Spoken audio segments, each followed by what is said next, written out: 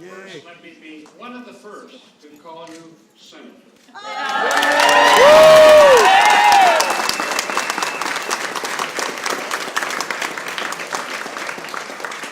confident that Al Franken is going to be a great senator. He's going to be a tremendous addition to this important body, and he's going to finally bring about something that Minnesota's always been proud of. We've had this idea that Minnesota deserves two strong. And now we have them in Amy. I'm going to introduce Amy, and then Amy will introduce our exciting new senator. Amy is, when she ran for the Senate, her theme was that she was going to follow the North Star. Yes. She would, that's the kind of senator, she would never forget Minnesota, the North Star, and she has followed it.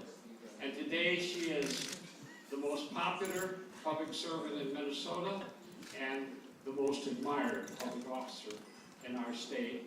And not only is she following the North Star, she's now a national star. Yeah. We're very, very proud of it. Amy, give us some words.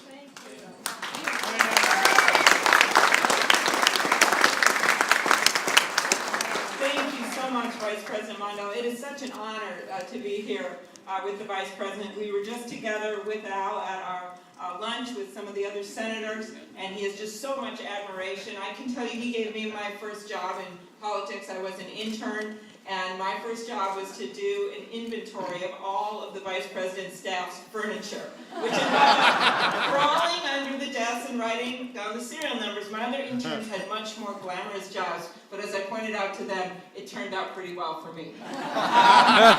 Now, I am just so excited about this day. As you know, it's been 246 days in waiting, right, Thompson? 246 days since the election. We are just so pleased that Al is here and that he will be my colleague. I said today on the floor that Al is someone that through this whole ordeal just stood there and did what was right. He went around Minnesota visiting every town from the Iowa border to the Canadian border. He never gave up. He just knew the right thing would happen in the end. And it just, I cannot believe what that was like every day. My famous image is of Franny having that suitcase packed next to her bed with her toothbrush in it, just in case they would be called upon to go to Washington and vote at any moment.